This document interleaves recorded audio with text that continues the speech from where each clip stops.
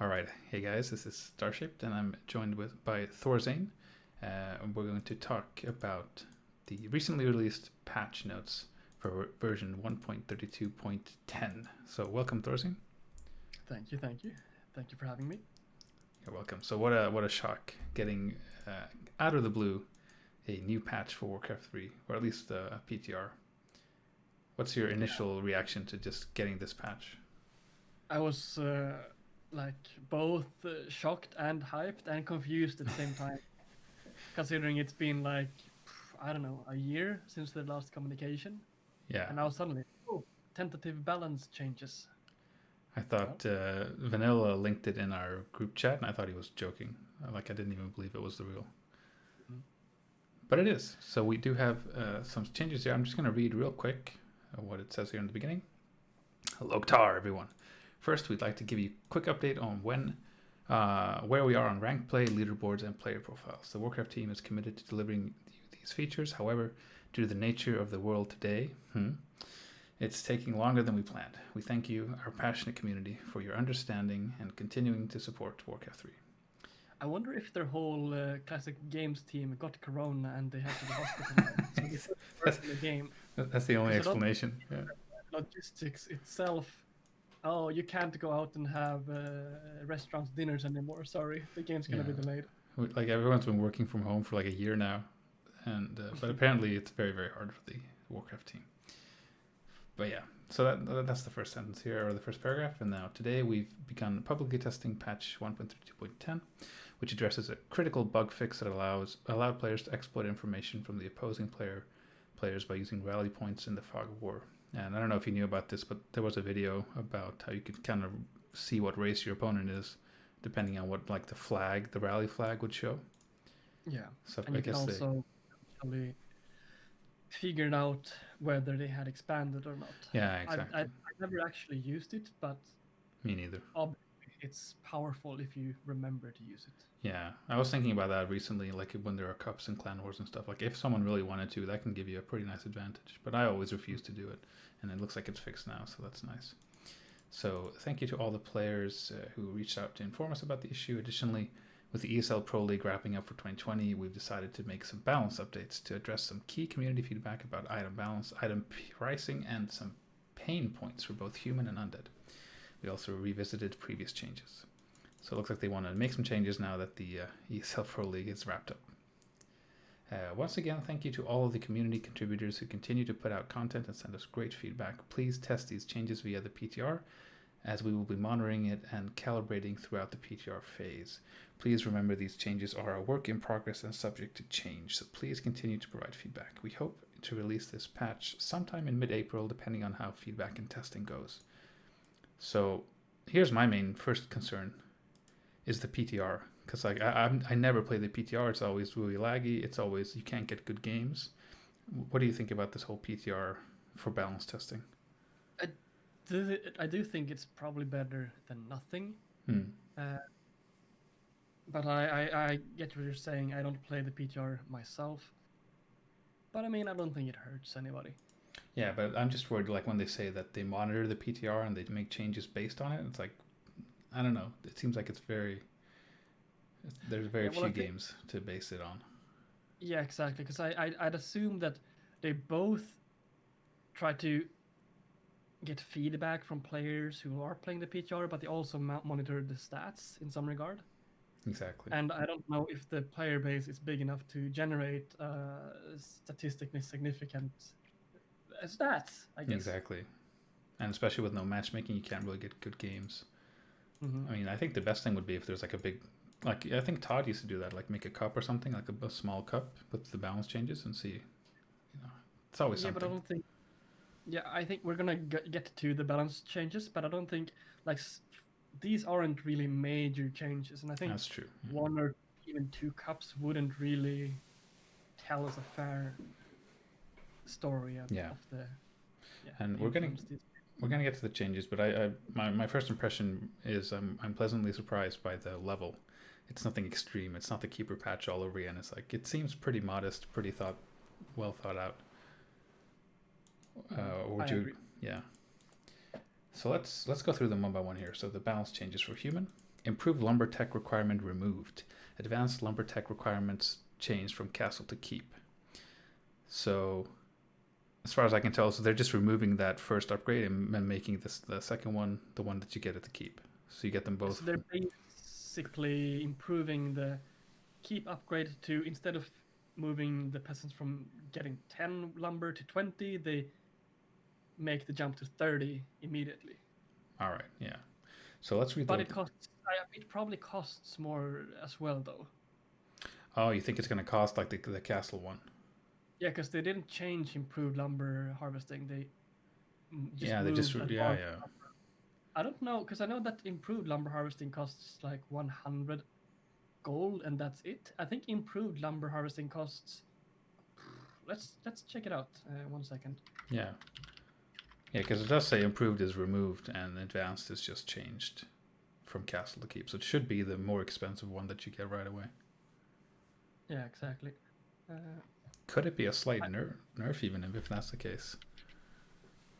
I think in some situations it could definitely be. Advanced lumber harvesting. Okay, there we go. It seems to cost. Oh, okay. It's no lumber. It's only 200 gold. Okay. For some reason I thought it costed a bit of lumber as well. But still. So I think that's probably, in most situations, it's going to be a buff, and I think in many situations it's going to be a more significant buff than some people might think. Yeah. So, well, before you go, I mean, now you're going to make some points there, but let's first read the developers' notes just to see why they made this change, and then we can talk about what you think about it. So the developers are saying, in a human versus undead matchup, the human player is generally expected to lose some peasants throughout the early to mid game. The human player also must invest in a lot of wood for early defense and use militia quite frequently to defend, which causes them to have gold to wood ration imbalances. This change should help human players balance their economy and make it slightly easier to transition into the later part of the game and unlock key units against undead. So it looks like it's specifically meant for the undead matchup. So yeah, what were you going to say? Like, what's your impression here? Yes, I think it's mostly going to affect the human against undead matchup. Obviously, it's going to affect all matchups in some way. Yeah. But specifically against undead, the point that they're making is that the human has to. Well, first of all, you lose peasants, but you do remake them, so it's not the end of the world. Would you say that you usually lose a lot more peasants against undead than against orc or night elf in general? Like, yeah, definitely. At least, well, I would say even when you put up the expansion and when you have the expansion running, in most cases. And I guess orc you don't really expand that often, except on Terra Stand. But I think the biggest thing is that you have to, for example, I guess Night Elf, you can be fine with one, and in some cases like 2 towers, and that's it. Yeah. Maybe 1 in your main base and 2 at your expansion, depending on the situation. But against undead, you'd probably need like 4 towers per base at average, I would say. Yeah. Every tower costs 70 lumber. So that adds up to a couple hundred wood, basically. Yeah. And the situation you are in, so on maps that don't have a shredder, which is obviously the optimal solution to the lumber issues, you have to make quite a lot of peasants during your tech to tier 2.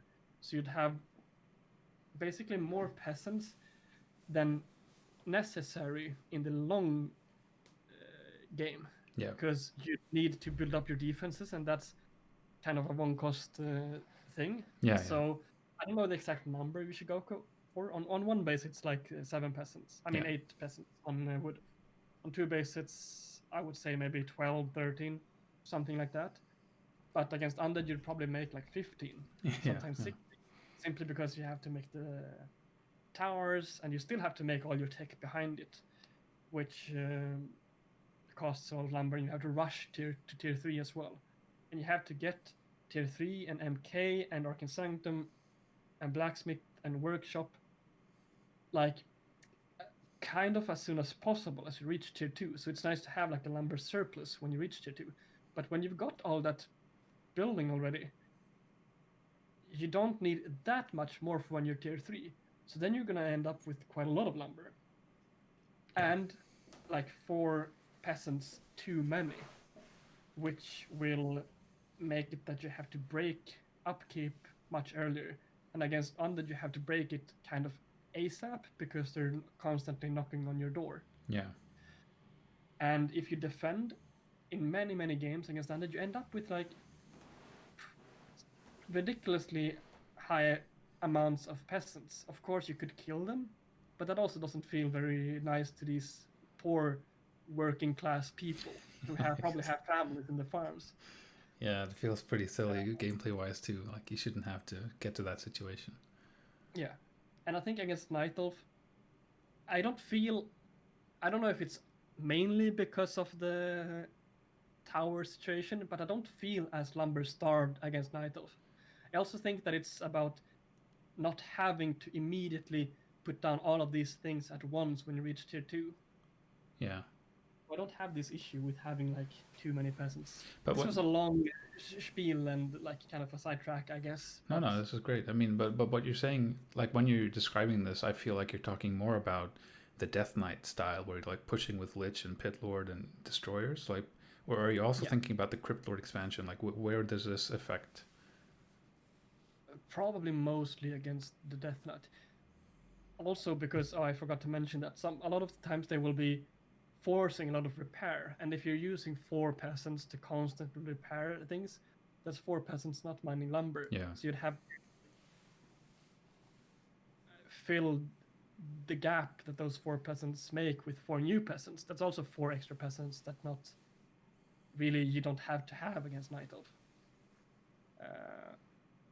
And I guess, long story short, the advanced lumber mining or harvesting will make it so that you can skip on maybe 3 of those peasants. Yeah. But it costs 200.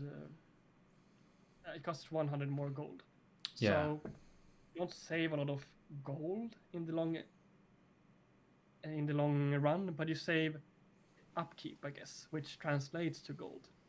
Yeah, and this imbalance we're talking about of like wood to gold, if you can spend some of that surplus gold to get more wood when you need it, it makes a lot of sense. And I think I agree with you about, like, if we think about the Night Elf against human matchup, I think it's a lot more streamlined almost. Like, you don't tend to lose as many peasants early on or in the mid game or in the late game. I feel like once you've started your tech to keep, you're pretty much good to go. Like, you're probably not going to lose a whole lot of peasants after that.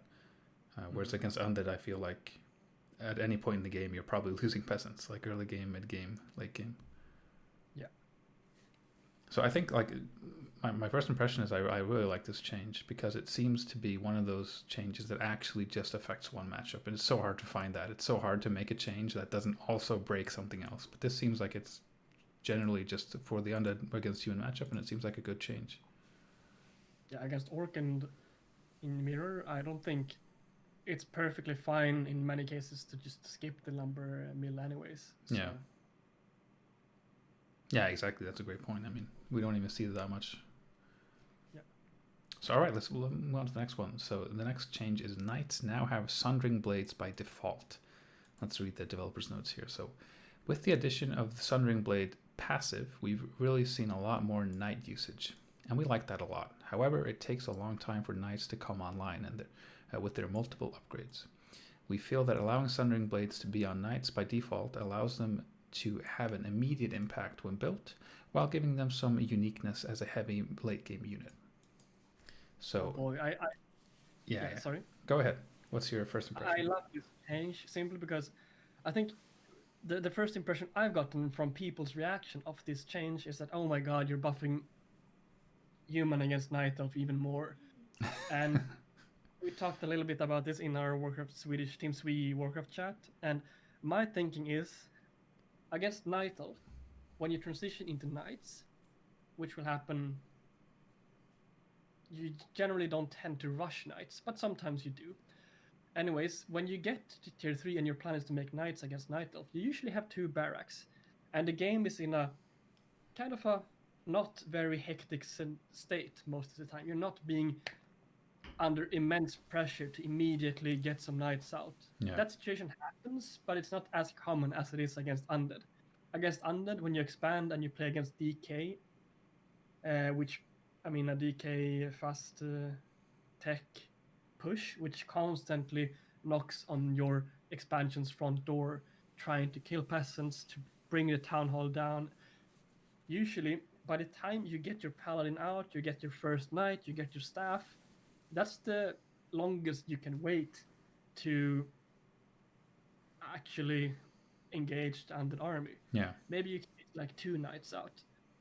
And having the Sundering Blades passive already on the map, because you don't have the time to upgrade it whatsoever. It's not that impactful that you can neglect a second knight to get it. It's basically almost like 1 extra attack upgrade that only affects medium armor. So it's not really that great in small numbers, but it definitely helps a little bit against these pushes.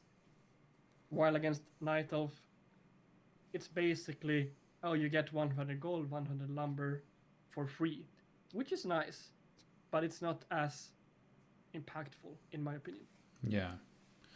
Yeah, I think I agree. Like when I first read this, I kind of got a mini heart attack. I'm like, oh my god, Knights against Giants is going to be so much easier. But the more I think about it, and when I read the chat, what you guys had to say, like I think I agree that it's not really going to affect the Night Elf matchup because, especially these days, we're seeing a lot more reactive play from both sides. So like if I see a lot of riflemen, I'll go Giants, and if I see a quick tech at tier 3, I'll try and maybe not even make Giants. I'll go for Bears right away anyway. So there's more options there either way. Whereas against Undead, my impression, like I don't know the matchup too well, but when I watch it, my impression is always that Knights seem very underwhelming against Undead. Like it's a very hectic game for human from start to finish. And once you finally get to that like triple hero, you have the Knights and everything, you can still kind of get wrecked in a fight, just like Fiends and Frost Armor. So it feels like a good change to make. And the upgrade itself, it's not an interesting upgrade. It doesn't do anything, you know? So like spending time researching something that just adds extra damage to medium armor, it'd be one thing if it was a spell that did something that had some interaction, but it's just a passive. So it makes a lot of sense. And in a way it kind of... Oh, go ahead. I'm not sorry. So it kind of reminds me of almost the Hippogriff taming change. You know, when they removed Hippogriff taming, all of a sudden we saw Hippogriff riders a lot more. And it's not really the same because you don't need to get the passive, but it's still like if you don't have to get that extra step, it's so much more inviting to actually go for the unit. Because like that time does matter. Queuing that upgrade in the barracks does matter, and you really feel that waiting time where you're just kind of waiting for that upgrade and you can lose the game to it. Yeah, especially since it's generally not as impactful as I think people think. Yeah. And it takes, I'm looking it up, 40 seconds to research, and I'm guessing that's around the same time it takes to make a knight. Yeah. So you can have one more knight for double your knight damage overall. Yeah. Or you can have 15% more damage to a specific unit. Yeah. One thing to note here is that I was gonna talk about, I just, like in general, human against human. They've been trying to push. They shipped this upgrade with the intent of making knights better against fiends, MGs, and in human mirror. Yeah. And the human mirror is also, whenever you go tier 3 and you play against someone who's playing tier 2, there's a timer on you because the tier 2 player will get an expansion up and he will try to take to tier 3 himself for either Griffins or his own knight army. Yeah. And you can skip those 40 seconds because most of the time I wouldn't even get this. I'm one of the guys who's been trying every once in a while to take to tier 3 against the tier 2 guy, and I didn't even feel like this. Like you mean on one base, just to make it clear. Yeah, one base against one base. Yeah. Exactly. I didn't feel like this upgrade was that impactful to start with to make it worth just going for knights to counter breakers. But with this change, it's a step in the right direction. Yeah. For you versus like diversity. Yeah, exactly. I was thinking about that too because we're kind of laser focused on this like expansion against undead situation. But if we look at other situations like one base human mirror, maybe even one base against night elf, do you think it would have any impact in like going one base knights against giants? That's yeah. I think it definitely has. Obviously, it has some impact, but I don't think it's as big as against human or against undead. I don't feel like you'd have that timer, the clock ticking down, Yeah. having to do something with the knights as fast as possible. And I like you. Yeah, go ahead. That common. Yeah. Either like having to face. I mean, when you are tier 3 against Night Elf who's going MGs, you are going Knights anyways, and like, yeah. I don't think it's going to be impactful in that situation. Like you said, I think like in the Night Elf against human matchup, it's a lot more common to see kind of both players banking, getting their upgrades. We see like 3/3 Inner Fire Knights, so getting that Sundering Blades at one point really doesn't matter. Like it's just not as stressful of a matchup for human in that sense. So yeah, I definitely agree. It doesn't really affect that matchup too much, and just like the previous change, I think this really does kind of laser focus on the undead matchup and maybe even human mirror. It'd be a lot of fun, at least to me as a viewer. It'd be so much more fun if we could get some diversity in that matchup, because breaker against breaker is probably the worst thing to watch in the whole game. It's just, yeah, in my opinion, I think it's really, really boring. So it'd be really nice to see. And I love those like knight priest mortar mirror matches. Those can be really cool to watch and take a lot of skill. Yeah, they're fun to play. So moving on to the third change here, the priest dispel range increased from 600 to 700. So let's read the notes first. Changes to the overall meta have moved players toward favoring ranged units in certain matchups. We noticed that whenever a priest would try to cast Dispel, they would immediately get focused down by piercing damage and be killed immediately. Not the best writing here, perhaps. This slight increase in range should improve the usability and quality of life. And quality life for the priest. I think someone rushed out this text, maybe. But yeah, so spontaneously, I'd love to hear what you think, but like my first reaction is, well, what are the other dispels? Like, what's abolish? What's the range in abolish and like disenchant? I don't even know. I assume it's also 600. It's pretty long range, but destroyer isn't. I'd be surprised if destroyer was more than 600.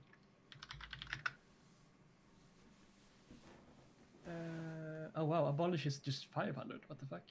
Yeah, so I get like, you know, as soon as I read this, immediately getting focused down by piercing, I'm like, yeah, that's my dryad.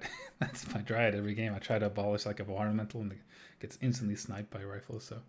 So my I'm going to let you say what you think, but spontaneously, I'm like, well, why does the priest get this and not the dryad, for example?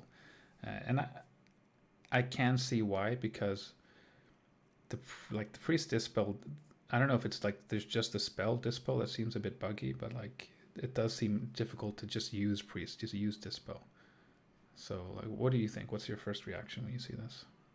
I think the reason it's first of all, the reason it's hard to use dispel as priests is because they're using their other spell heal all the time. Yeah. So you have to override, because they will be healing, and then when you dispel, it doesn't immediately override the heal. So it feels like there's sometimes quite a long delay from when you use the spell to when it actually casts. Yeah. So you have to move the priest and override the heal command manually and then use dispel. But about this change, I don't feel like it's funny, because we actually talked about this range today or yesterday. I don't remember when we talked about control magic against Beastmaster. Yeah. And basically we said that level 3 Quill Beast you can't control it immediately. You need to dispel it or damage it first. And I said that, well, if you have level 3 Quill Beasts in the back of the army, the priest dispel range won't be big enough to warrant you moving the priests to the front of the army to get a dispel off and maybe get a control magic off. But this helps in that situation, and I can't really think of any other situation where this is like impactful. I've never ever felt like, oh my god, my priests don't have the range they need to dispel. Yeah. That's what I was thinking too. Like, what specifically made them make this change of anything? Like, I mean, yeah, the theory, I guess the idea is to keep them kind of more safe in the back while they're dispelling, but most of the things you're dispelling are pretty close. I mean, like a Quill Beast is the only thing that I can think of. But let's think about this for a second. Against Night Elf, well, you don't really need when they play mass archers, they can snipe the priests if you move Yeah. them forward. But you don't need to move them forward against mass archers. They will entangle your riflemen, but you'll be in range to dispel your own units.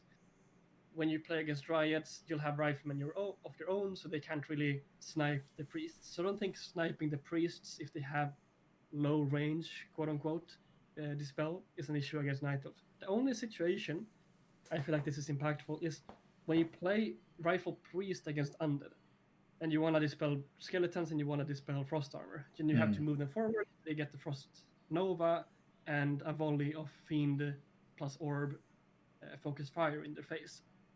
And that I can see giving them a little bit more range could help prevent. So maybe this is somewhat intended to make rifle caster a bit more viable against undead. Yeah. I'm kind of curious what's the range on healing?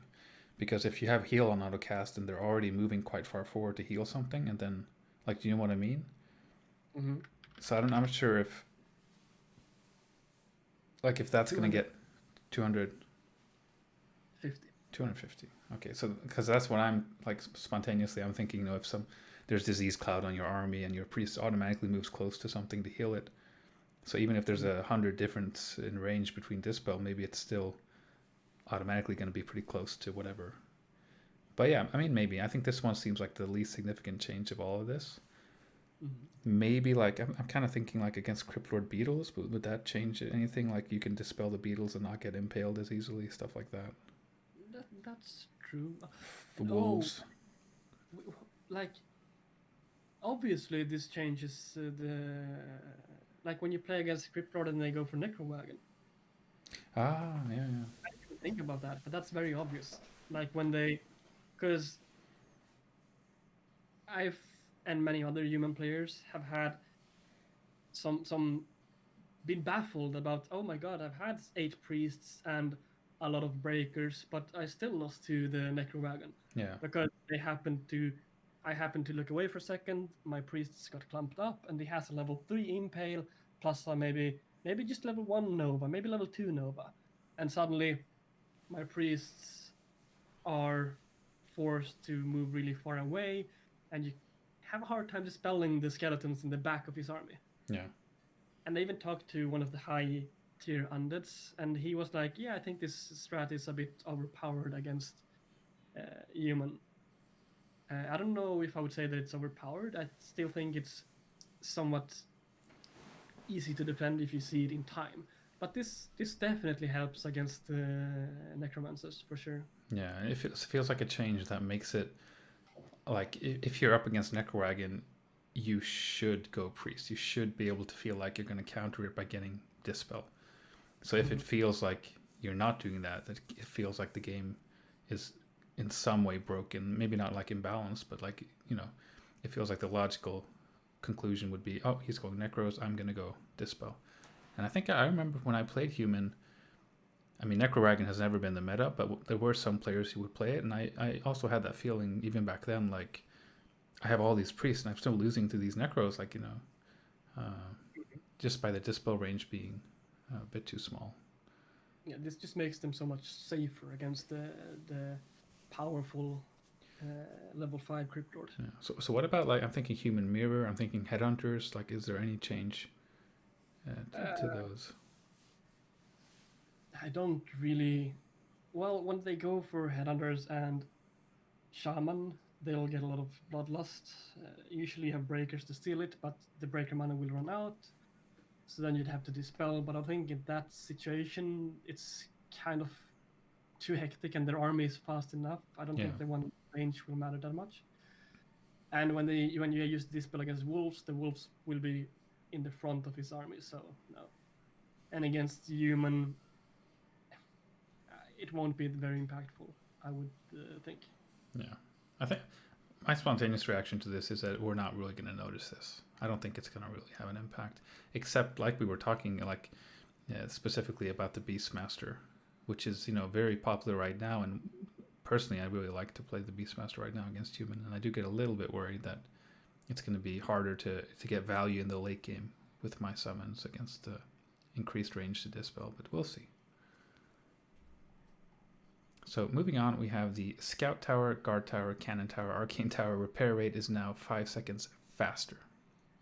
So this is a buff. Developers notes. This was a change we tested in a previous PTR, but pulled away from to see how the previous patch performed. Since then, we've seen players shift to more ranged units, and we feel this change is needed to help humans defend against certain pushes. Currently, even if a human reacts immediately to a threat with a handful of peasants, it is still not enough to prevent their towers from going down. Now, as an idle player, I have no idea what they're talking about. I don't think I've ever killed a tower in my life, but I would love it if they gave a little more specific examples, but obviously it feels like this is about like a fiend right click, fiend push, destroyer push, stuff like that. Or what's your... I for some reason I was only seeing a scout tower being produced in my mind, and that's the only situation that Night Elf has when they kill towers. Yeah. You see a tower that's a little bit misplaced, it's a little bit out in the front, and you cancel it with your archers, maybe with the quilbies we talked about. Yeah. That's like a tower that is misplaced. It should get punished. Yeah. I didn't even think about the guard towers themselves being affected. But yeah, again, I'm not even sure if the upgrading tower does get a change. This might just be for the actual finished, because I think they count like different structures even. Like if you're upgrading a tower, it's a different type of... I do think, because I know that when they nerfed the repair rate before, I mean, I don't remember exactly, but I do think it was the nerf to Scout Tower repair rate. Okay. But do you have any idea? Because I have the Scout Tower Wikipedia page up, and I see that in 1.22, the repair rate changed from 12 to 20. And it was a buff. What does that mean? Does it 1% heal 20 HP per second? What's a repair rate buff of 5 seconds? Wasn't that a nerf before on the Ziggurat? Like it looked like a buff, but it was a nerf when they had like the number went up. But maybe that was a different terminology. Maybe it wasn't repair rate. I do remember that they nerfed Scout Tower repair rate at some point. Yeah. Because tower rushes were too prominent. Yeah, that was a long time ago though, right? That was like... Yeah, but this 1.22, I think that was, Yeah. like, I don't know, 2006, 2007. Yeah. So I'm guessing that this is repair rate being changed from 12 to 20. I think that's a nerf, even though it's listed as a buff here. Yeah, I think so. But yeah, I have no idea of knowing I don't know at this point how significant this change is. Is 5 seconds a lot? Is it not? We'll have to find out, I guess. Yeah, but because my spontaneous reaction is it's all about the undead matchup. Is that what you think too, or is there some other reason why they would do this? Yes, I would say so. I guess sometimes when they go for headhunters first, the orc, and you put your tower up, and they have, if you're not really quick on repairing, it might go down to just 1 or 2 headhunters because the repair rate wasn't enough. Yeah. It's a fringe situation where this change affects human against orc, human against human. I still think when you have that level 3 water elemental, the scout tower. I mean, yeah, in human against human, I'm still just thinking about the scout tower. I don't know why. But the arcane tower, when you pop in those 2 water elementals in the other human player's base and surround the tower with the footmen, this can buy some valuable seconds in your defense. Yeah, but it seems like if you're surrounding the tower anyway, it doesn't really matter too much. It seems like this is more... Yeah, but it's going to be surrounded by 50% being your peasants, 50% Yeah. being. That's true. But I see what you're saying, but I mean, it feels like the focus from their perspective is, you know, the ranged armies, and it seems like that's mostly going to be the fiend destroyer. But I mean, it could also be. I'm thinking like the archer push. Some people do like mass archer triple hero against expansion, just pressure constantly, so it'd be easier to repair towers that way, maybe. Yeah, that's true. I've never myself played towers against it. I just feel like archers should have quite an easy time against towers because they take less pierce damage by just being archers, and because they do have like that archer specific buff, right, that reduces piercing damage to them by more than their armor would suggest. Yeah. And they deal a lot of damage, so don't. Yeah, I get. It opens up the possibility of defending such a push with towers now because you can fire them, but it wasn't prevalent to start with. Yeah, like the question I have when I read this is like, well, should towers be able to go down? You know, because like the way they phrase it, they say like currently, even if a human reacts immediately to a threat with a handful of peasants, it's still not enough to prevent the towers from going down. Is that a bad thing necessarily? Like, do you know what I mean? Like at what point is it okay for a tower to die? How many ranged units do I need to right click with it before someone at Blizzard says, oh, this is fine? Yeah. Like, where do they get this idea from that, like, at what point should a tower not be able to go down? Because that's one of my biggest frustrations. If we're going to talk about like personal opinions here, is like one of my most hated things about playing against human is if I right click a tower with everything I've got and it just doesn't go down because he's repairing it. So any buff to repair rates on towers is going to get me a little angry, but I don't know. It doesn't seem significant in general the way the meta is, because especially if we're thinking about human against night elf, there's not. Keep them up. What did you say? I said that the repair wasn't enough to keep the towers up. Even like didn't matter how much I wanted them to stay up and how much I tried. Yeah. With the handful of peasants, aka 5, that I had at my expansion, it just wasn't feasible. Yeah. What situation are you talking about right now? Like. Oh, I'm sorry, I wasn't specific enough. In tier 1 expansions against Cryptlord, so they would expand first. They would, for example, go for an immediate expansion, and I would creep my expansion maybe immediately as well, and I'd put up towers, maybe even before building the town hall. Let's say I put up two scout towers and trying to upgrade them into arcane towers to get that juicy anti-summon damage. Yeah. They could still just ram them down. With like beetles, you mean? Yeah, they creep their expansion and then run immediately to my expansion with like 5 ghouls, 6 beetles, 4 skeletons. And I'd call 5-6 militia from my main base to be ready for them for when they show up. Yeah. And I'd have all my peasants just circling the towers. I didn't even start my expansion yet. And you can right click the towers, impale the peasants, and just kill them both. And yeah, impale, this change doesn't obviously doesn't mean that the peasants can repair through impale. Yeah. But they get de-stunned and have some time to repair, and the repair rate wasn't enough. Yeah, that's because I think I agree. Or like when I think about situations where human players are really frustrated where they can't get their towers up, it's not really when there's a really big ranged army. It's like what you're describing now. It's like a fast expansion early game situation where you're kind of struggling. But, you know, the devs here are specifically talking about ranged units. They're talking about these kind of ranged attacks. So, like, I feel like there's maybe a bit of disconnect between what the developers are imagining and what the players are experiencing. I mean, personally, I feel like if you have a really big ranged army, you should be able to kill towers. Like, that makes sense to me. But if you're just... I think you will be able to.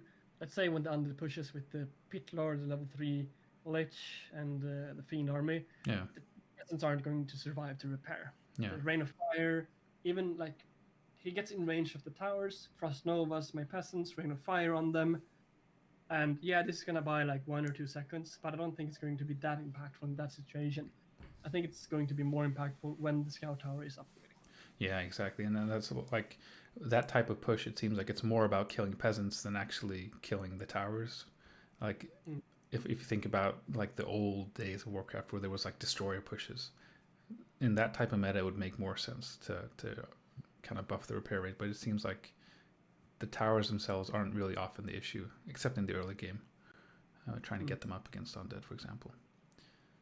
But yeah, I mean, we'll see. If maybe the thing I'm a little bit worried about is like if this somehow breaks the game, if there's some kind of tower rush that you can't stop now because it's so hard to kill the towers. But we'll see. Should we move on to the next? Mm-hmm. So, next change: Siege Engine Tank Experience Bounty. What the fuck? Siege Engine Tank Experience Bounty reduced from 85 to 60. So the unit that we all love, the Siege Engine Tank.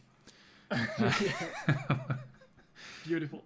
Yeah. So what do you think about this? Tanks getting a buff. That came out of nowhere for me. Let's just call it a reverse under nerf. Yeah, that's what they said in the comments as well, that they changed some of the old nerfs. Yeah. Why? So Why did they do this? Tanks weren't seen at all anymore. Yeah. I think that's right, basically. They did change the tanks to cost 4 food. Yeah. And that reduced, I think, the tank usage to a healthy amount. Like, there was a point in time in Human against Undead when Human would just every single game go tanks when they expanded and the Undead tried to push the expansion. Yeah. And that wasn't... I didn't do it myself, so I can't speak about it from a player's perspective. But from an Undead's perspective, I would think that it wasn't very fun. Yeah. I think this change will mostly see effect against Undead, and I think it will be in that situation where they go for the push against your expansion, and you're trying to distract them by sending tanks to their main base. And Yeah. even if, because what happened now, if you send like 4 or 6 tanks, let's say you do pull them back and you do get some headspace. Yeah. You'd be feeding them levels upon levels. I mean, 25 experience per tank, I think that's quite hefty. Yeah. I think, I mean, because when I think, like, the situation is, like, in general, I think tanks are a terrible unit. It's never fun when we see mass tanks, but like you said, the kind of tactical tank. I remember, like, Infi did that for a while, where he would get just, like, 1 tank or 2 tanks. While he's attacking somewhere, he'll send 2 tanks somewhere else. I think that's about the level... That's about the amount of tanks we probably want to see in a game, like using them tactically in a smart way to kind of supplement your army, not be your army. It's not going to be your end game to just mass tanks. So maybe we'll go back to seeing that, especially like you said against Undead, where it seems more important these days. Mm-hmm. In other matchups, we're probably not going to see mass tanks against Night Elf like we did back in the day. It doesn't seem like it's an effective strategy in today's meta either way, no matter what the experience is. And we never saw it against Orc. We never saw it in Human Mirror. Mm-hmm. What about using them as anti-air? Because I know the Undead players a lot of times will go like mass gargoyles, for example. Does this change anything?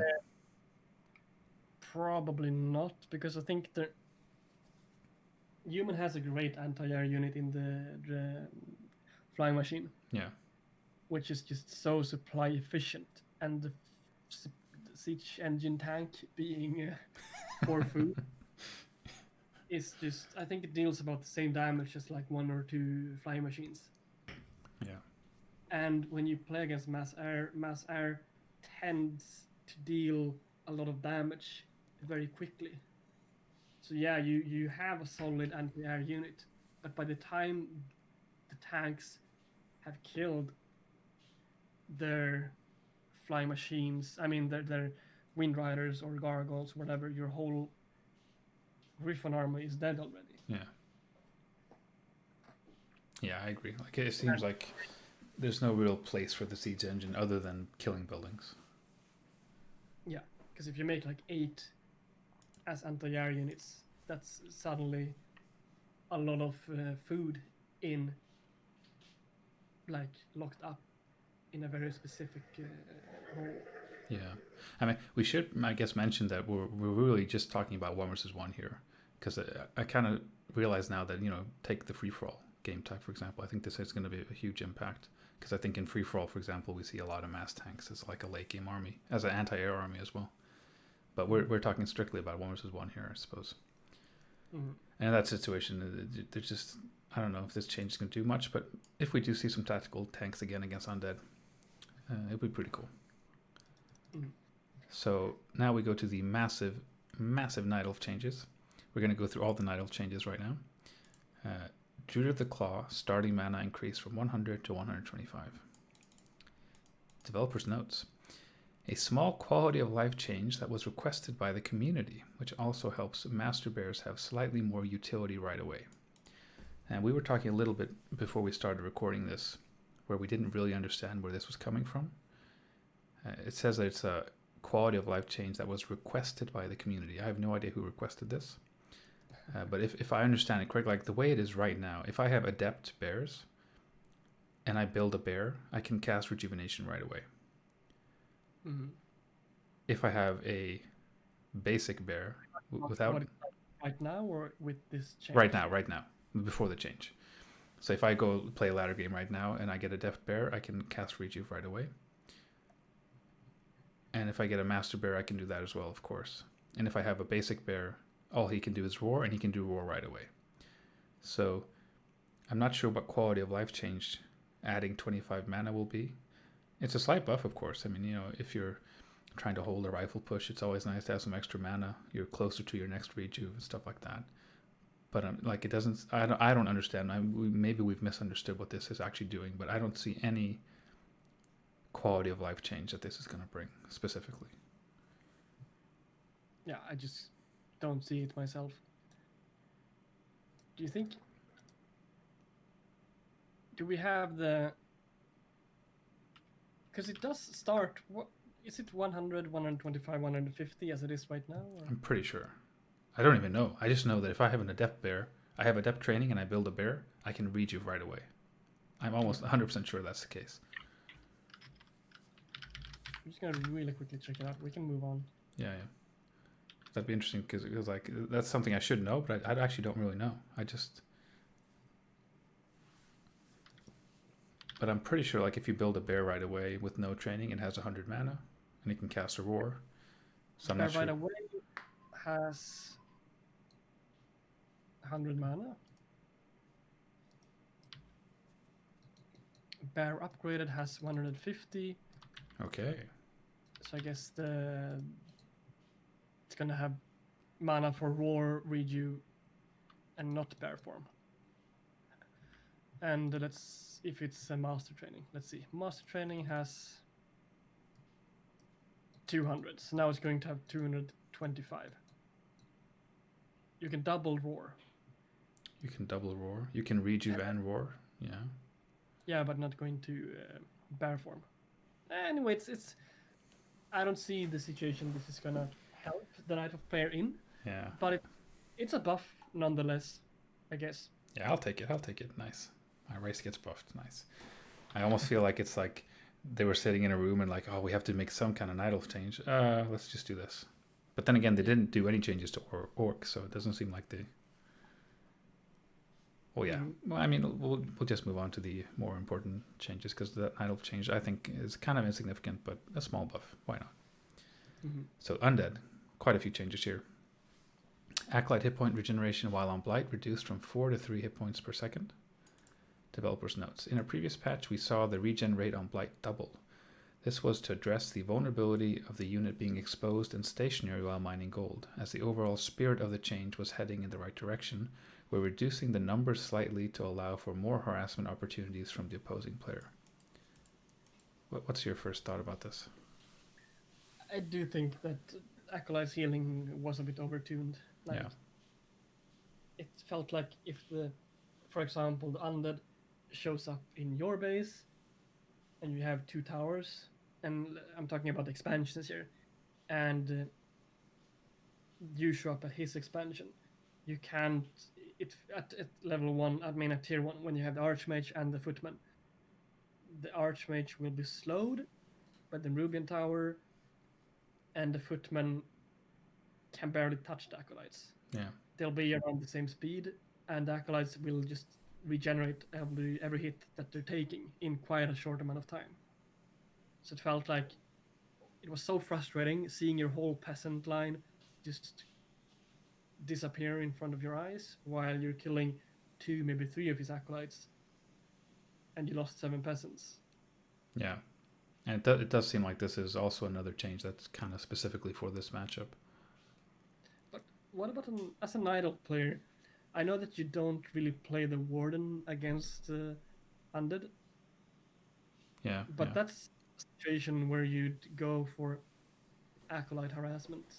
That's Do true. you But think it's going to affect this probably not. I feel like by if you're harassing with a warden, you're probably like one-shotting acolytes a lot of the time. You're using level 2 Shadow Strike, for example, or you're using like level 3 Fan and Knives. So the regen, I don't think it matters. Like and if it goes from 4 to 3, it doesn't seem like a big change to me. Maybe I just don't understand it, but it feels like this is more about like if you're chipping away with footmen at acolytes, that it's going to be much more noticeable. But if you're like using a big spell, I don't think it's going to be noticeable.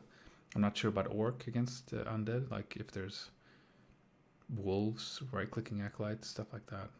Undead mirror, perhaps. So it seems like it's more about the human, like the footmen specifically, footmen right-clicking acolytes, basically. maybe in situations, because remember trying to do the rifle push against Crypt Lord fast expansions, you move your rifleman up, you'd focus a tower, and you'd force the acolytes come to repair, and then the acolytes repairing, you'd focus them down. You'd bring them down to like 50 HP, and a good undead player will save most of his acolytes and rotate them. So it's like by the time you've forced the 4th acolyte back, the first one forced back has full HP and comes to heal again, to repair again. Yeah. It's like they just go cycle each other out. That's true. So it'll make it a little more difficult to like give you a bit less longevity when you're trying to do something like that. I guess just a thought. But I agree. But it seems like a fairly small change compared to some of the other ones. Mm-hmm. So let's move on to the Rod of Necromancy, cooldown reduced from 26 to 24 seconds. Developer's notes. Slight calibration of the previous change. We've noticed that this change has more effect on undead creeping than intended, so we're reducing this number slightly. And I almost had forgotten until I read this that they had, already nerfed this. But I remember that was the big reason why undeads, at least against Night Elf, they kind of stopped creeping and started harassing a lot more because they couldn't creep as efficiently. So this seems to slightly make it probably more viable to creep with your Death Knight, for example. Mm-hmm. And before the nerf, they had the Rod of Necromancy had a 22-second cooldown. Yeah. So it moved up to 26, and now put right in between. What do you think about that? I have no idea how this is going to affect the undead creeping. It's going to be slightly easier for the undead to harass, I guess, mainly human expansion attempts. Yeah. But I don't think it's that big of a deal. I think they're taking away some of the power that undead has against human. They can also give them a little bit in return. Yeah. And this is not that impactful, in my opinion. Yeah, I agree. But it's also like it's important to realize that, if you're changing this to make creeping easier, you're also making harass easier. Like you can't really separate the two. Because, whether you're going to use the rod to harass or to creep, if you nerf or buff the cooldown, it's going to affect both of those. Mm-hmm. But yeah, I think it was a bit over nerfed. And I think especially as undead players, if you had like a specific creep route that you memorized and like with the timings for when you would use the rod and then all of a sudden that goes away, it must be pretty frustrating. So maybe you can have some of the old creep routes back. I'm not sure exactly. We'll see. You know what else is frustrating? What? Undead having more skeleton warriors than I have footmen. Yeah. Taking a straight up fight, winning it without any real units in the battle. Yeah. Yeah, and a bunch of beetles as well. All right, well, we'll see. It might have some impact in how the game is played. We'll see. The next one, I think it's also fairly small. Ritual Dagger gold cost reduced from 125 to 100. Developer's notes. We're reducing the cost of the Ritual Dagger to promote its use more and to bring its cost in line with its healing performance. Makes sense, right? Because I feel like this item is a joke almost. Like it doesn't really do that much. For 125 gold, it's almost absurd. For 100, it's the same as a regen scroll for human, but much worse, right? Yeah.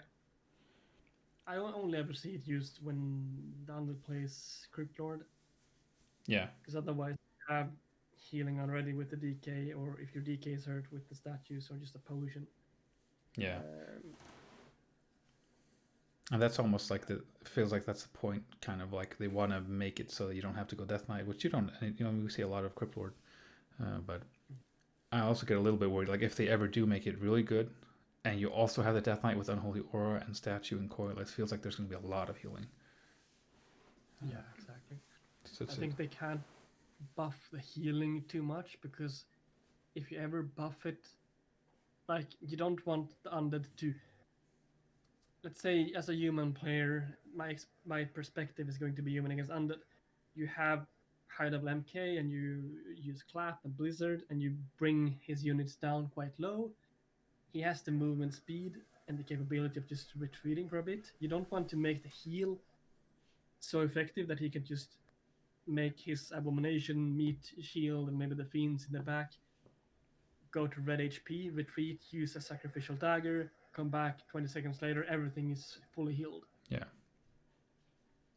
Exactly. So it's definitely something they have to be very careful with changing, and I guess just changing the cost makes a lot of sense. Like not making it better, just making it a little cheaper. Mm-hmm. So after this, we have a really, really significant change here. Crypt Lord Impale stun hero duration reduced from 1 to 3 to 1.52 seconds, of course.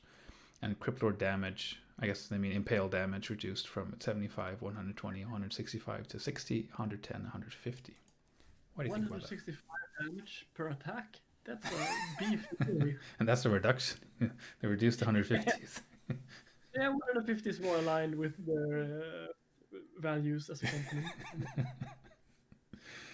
So yeah, no, they're obviously talking about the Impale damage here. What do you think about this? Because like the damage, it seems, is not the most important thing, but it's interesting that they changed that as well. So it's not only the stun, it's also the damage. Did both need a nerf?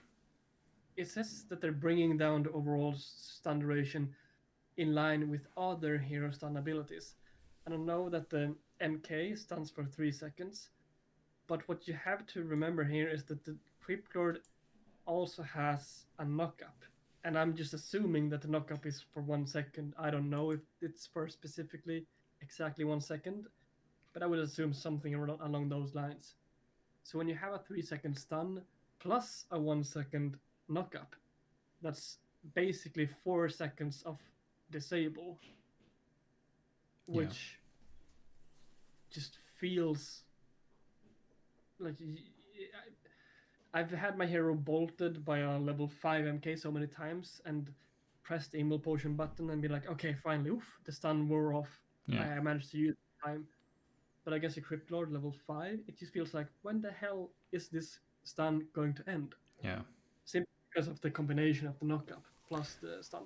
Yeah, if I recall correctly, like way back in the day, the knock-up was a part of the duration. So Impale was actually quite bad, because even if it was a 2-second stun, a lot of that was up in the air, and now that was removed. So like that, the up in the air part is just kind of added for free.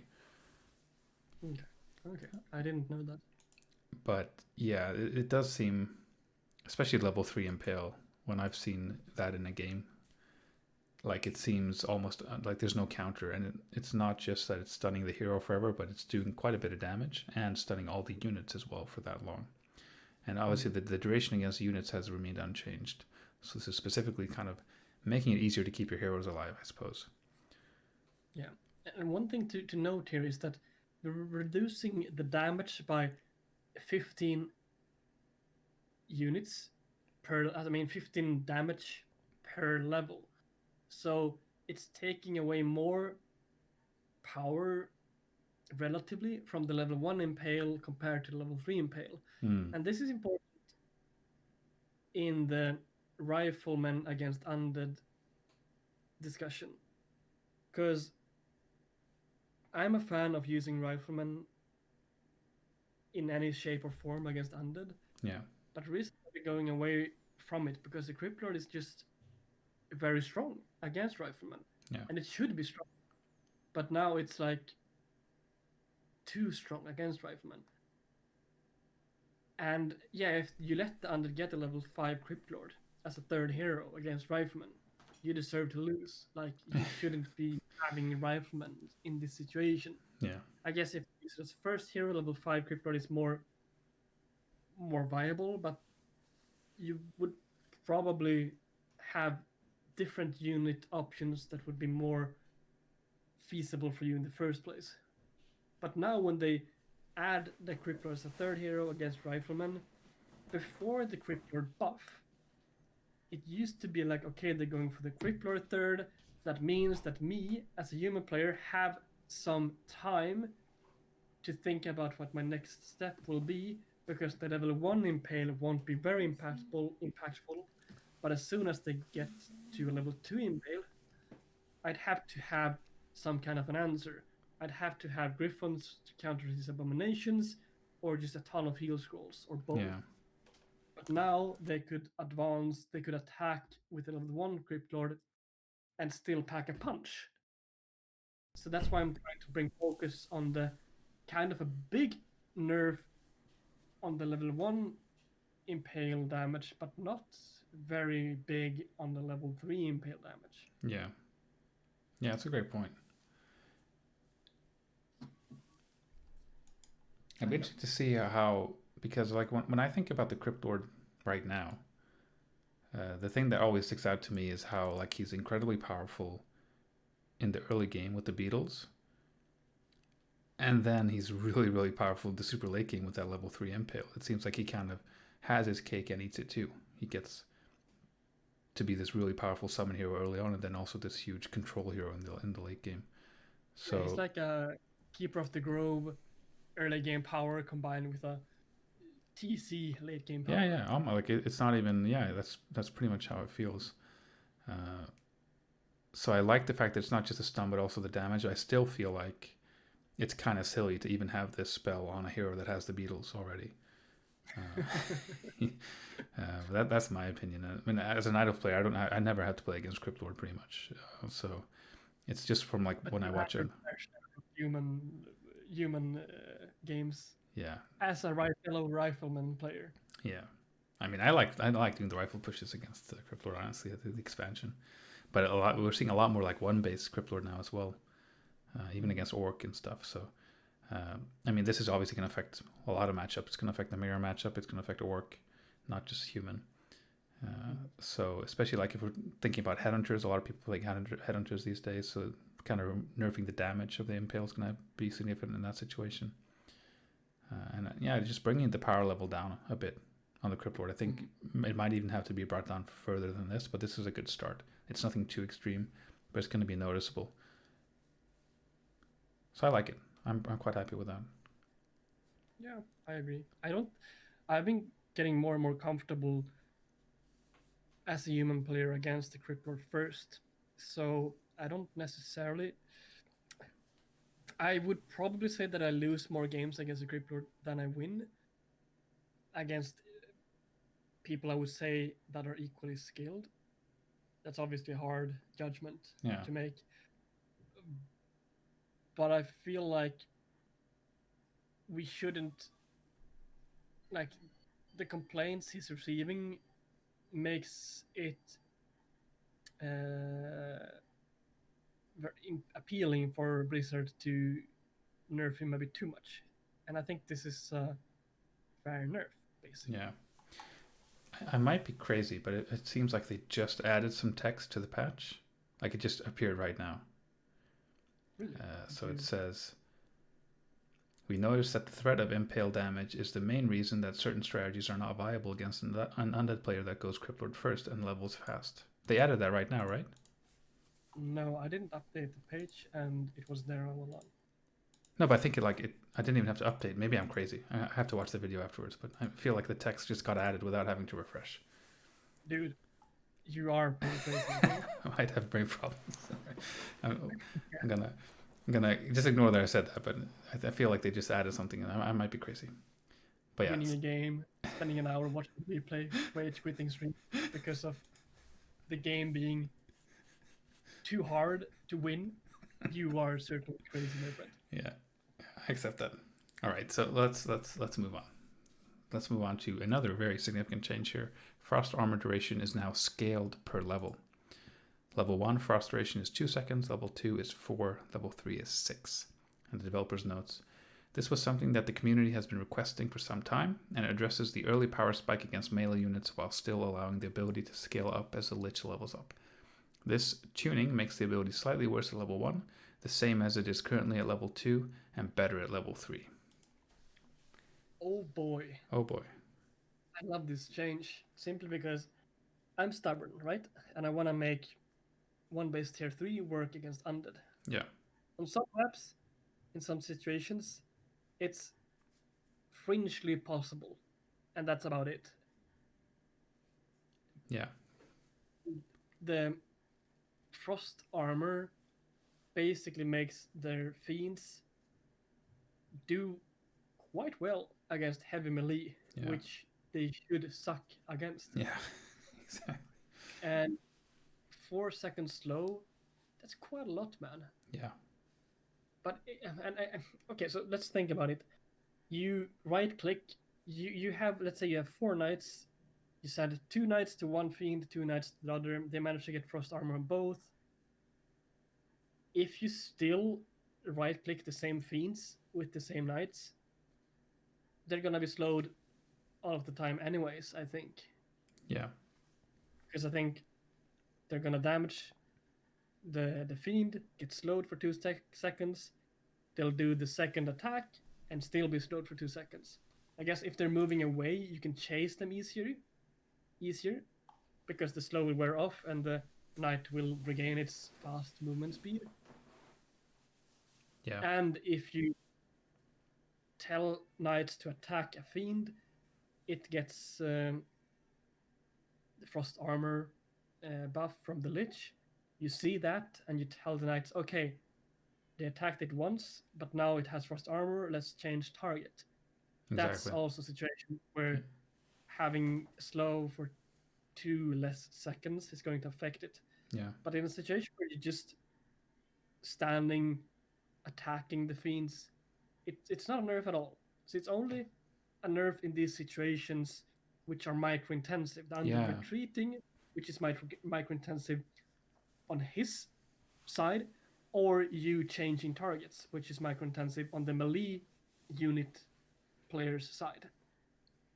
Exactly. That's a great point. And it feels like I kind of get the same feeling like you do with one base. I mean, a one base Night Elf is a lot more viable against Undead, but even there, I feel like all of a sudden it's almost like a pseudo buff to bears and knights. Like maybe we can do better now against fiends, because it does feel kind of silly that this tier 1 medium armor ranger unit is kind of countering everything in the game, thanks to stuff outside of it, of the unit itself, but still. So I think this is a great change. And also, if we consider the fact that a lot of times Undead players will also want to get Dark Ritual. So if you have a level 4 Lich, you'll have a level 2 Nova, level 1 Armor, level 1 Ritual, for example.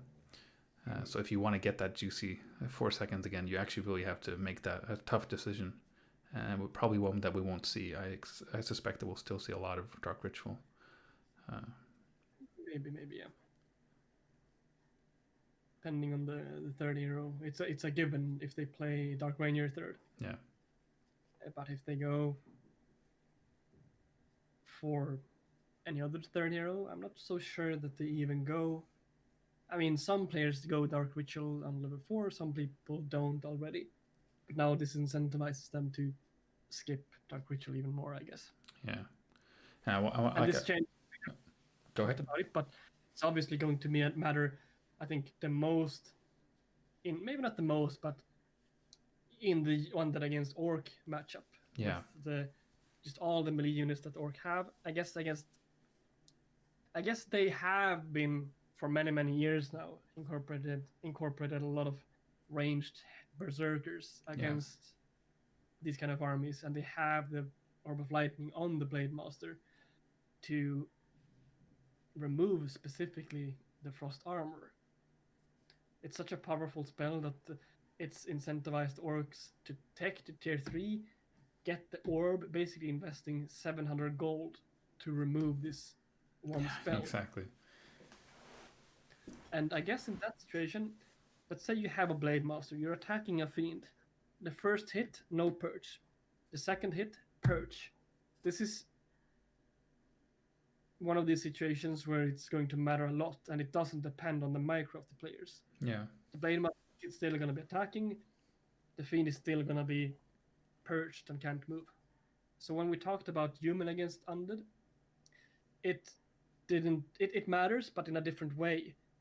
When we talk about Blade Master with Lightning Shield, I mean Orb of Lightning, and purging away the Frost Armor, I think this is quite significant. Yeah, and especially like the developers mentioned here, like the early power spike. If we think of like the orc matchup, right when the Lich pops out, it's like a huge power spike for Undead, where like they first get the Frost Armor, and all of a sudden the grunts do nothing, the Blade Master does nothing. So yeah. I think it'll be really interesting to see. But I'm almost a little worried because it feels like the orc against undead matchup, especially recently, has kind of turned to becoming like the old orc favored matchup that it always was. So like nerfing. In that situation, I don't think it's going to matter. Simply because, okay, so you need either Hex or Ensnare, or I guess Stomp, but Stomp will be your third hero. I mean, TC will be your third hero. So you Hex, I mean, you take a tier 2 battle.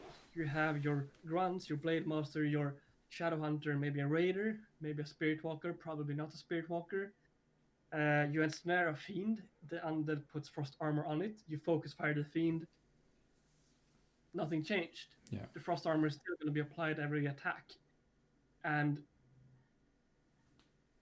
you can't really change target to one of the other fiends because you don't have that many ensnares. And by that time, you hex one of the fiends and ensnare another, both are going to be Frost Armored. Yeah. And the fiend's not going to be running away anyways, so it's not going to help you change the fiend because it's going to be ensnared.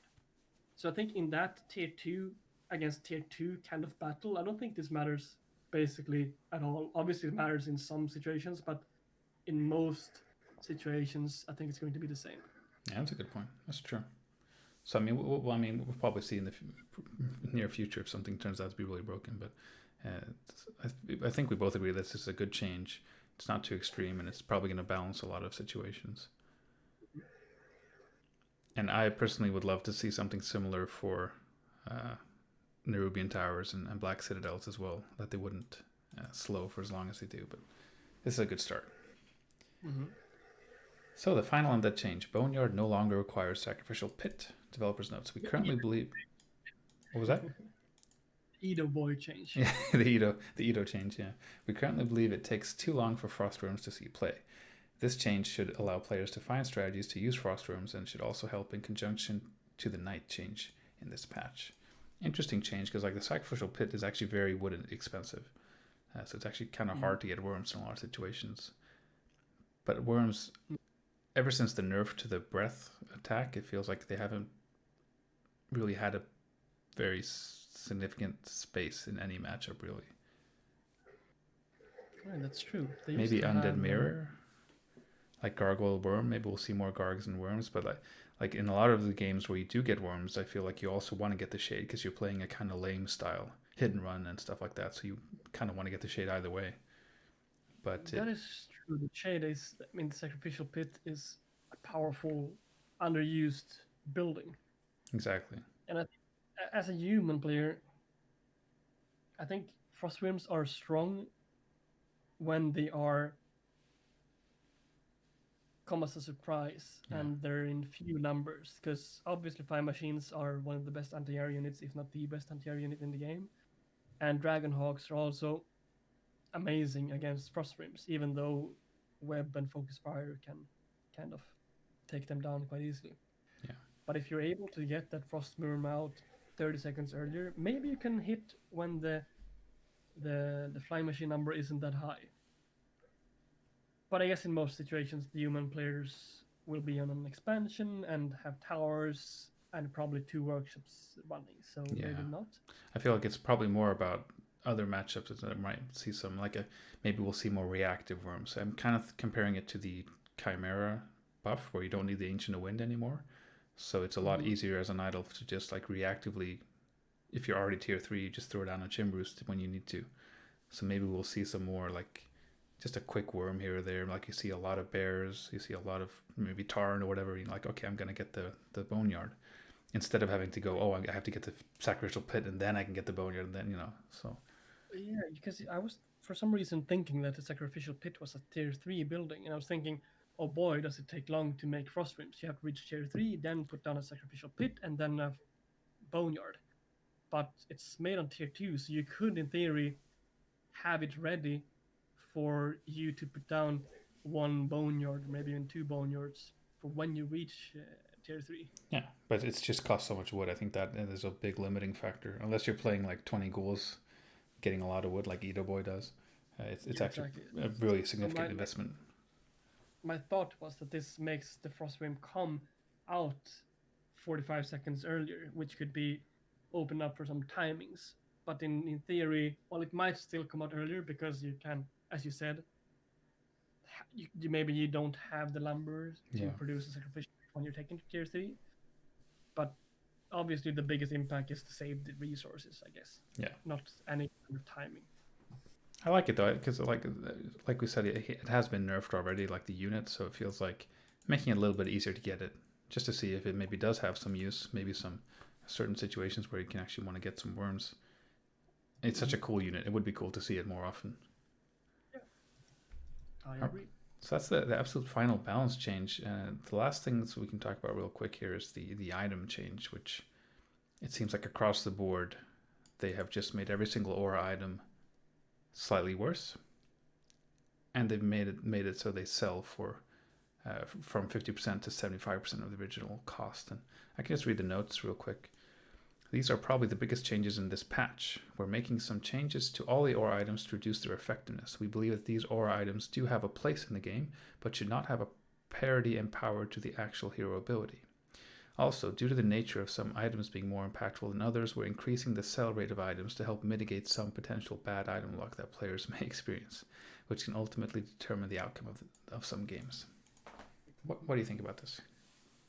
This is a change that many people, including myself, have thought about before as a solution to the Todd problem, I guess.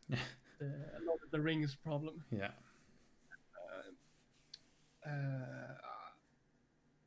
I was thinking it's obviously quite fair, because if you get a crystal ball and you don't find use for it, you can sell it and gain, instead of 200 gold, you'd gain more, 250 or whatever. Maths are hard. Now, okay, yeah. One thing to note is that, for example, if you got a good item, you got not class +9, because that's a good item immediately. What's a good item that isn't good immediately? I mean, Pendant of Energy is most of the times good. Okay, so let's say you have an Archmage, and you get him to level 2, or maybe in level 3, and you find a Pendant of Energy and you expand. Yeah. An item won't really be good until the point that you've pulled up a lot of mana. So, like, if you're still using Water Elementals continuously, you don't gain anything from this item. It's just sitting in your inventory, waiting to be a very, very solid item on your MK. Or whatever second hero you're going for. But now, since you gain more resources, you gain 300 instead of 200 for selling it. Yeah. You might be incentivized in some situations to sell a good item early, which would be good later, but isn't that good right now, to boost your economy or boost whatever you're going for right now, because gold is worth if there was a map with a marketplace and I know for a fact that my panel of energy will be shown up in there later, I would probably in many situations sell the 300 gold to get my tech faster. I mean, sell the item to get those 300 gold to get my tech faster, my expansion up faster, you name it, and then rebuy it later for just 100 more resources than I sold it for. Yeah. Do you see where I'm going with Yeah, this? yeah, for sure, for sure. Make you sell bad items. It might, in some situations, make you sell good items with a thought behind it. Yes, exactly. I was just about to talk about this. That's exactly what I feel as well. I love the idea of selling items as a strategical choice, as something you want to do, not just like you said, oh, I got the bad item. Oh, well, I'll get some gold for it. But like you said, there can now be situations, and I love the idea of like, I really need the gold right now. I'm going to sell this great item. And like you mentioned the Archmage, and as an idle player, there can definitely be a similar situation. If I go like Demon Hunter first, I get a Pendant of Energy, completely useless on my Demon Hunter, but it's going to be great on my Panda once I get tier 2 and I get that Panda or whatever. So, do I want to sell that now? Do I want to keep it? It really makes it more like there's more depth to the items. Especially when the aura items aren't as good. I mean, they're still good. I have a hard time seeing anyone selling the Django or the Doomhorn, but in general, I really like the idea. And yeah. Sorry, I keep interrupting you. No, it's fine. Please finish it.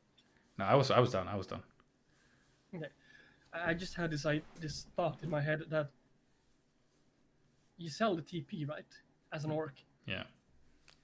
This gives you, instead of 175, it gives you 260. That's like a lot of gold. It's all you gain almost 100 extra gold. Yeah, it's like a boost of speed. And when you go for a Crypt Lord fast expansion, it's quite common to sell the TP. That's a straight up buff to these strats. That's true. Basically, as a human player, as a native player, as a DK first player, if you're going fiends, you're never. I don't think you're going to be incentivized to sell TP even here. I mean, even after the buff to the sell cost. Yeah.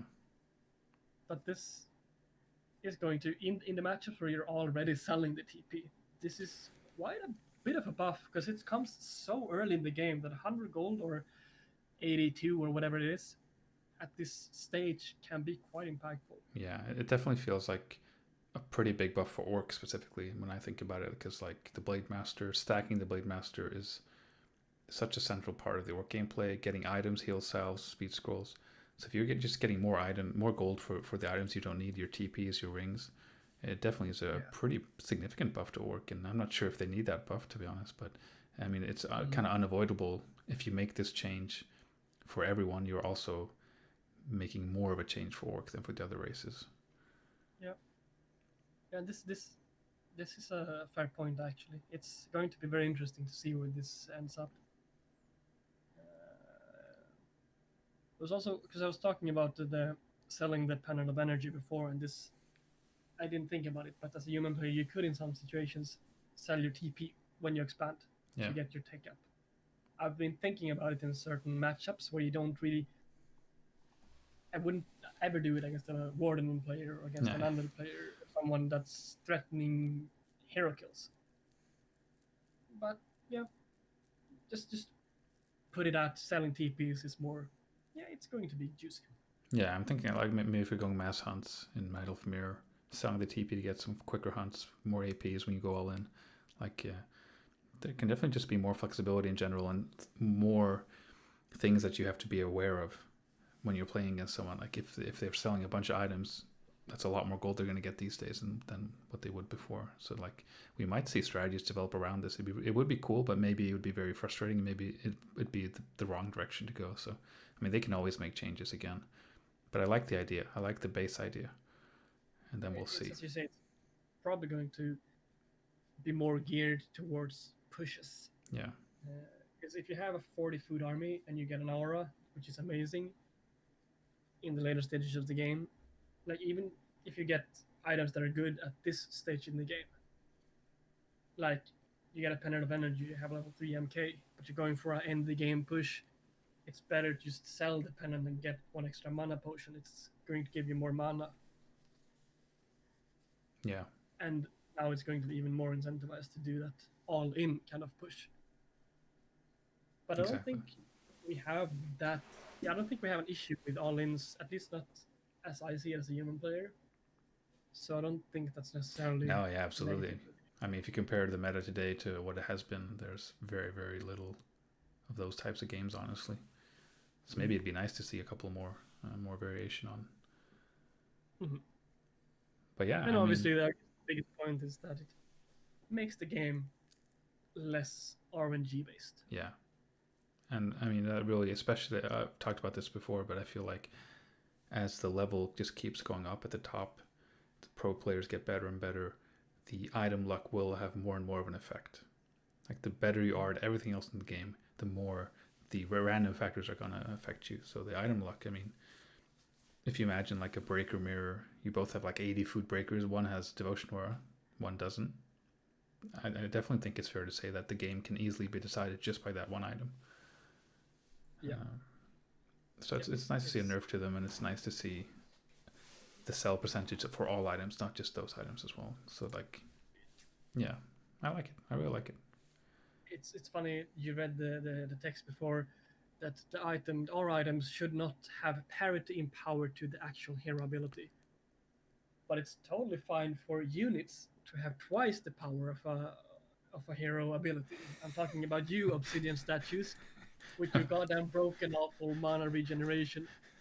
Out regenerating even the best of archmages around the world. Yeah, and I'm looking at you, Shaman, with your lightning shield, aka level 3 immolation. So, yeah, I think the developers they need to look at some of the details of the game before they make these statements. Yeah, that's true. Yeah. So yeah, I mean this was the patch.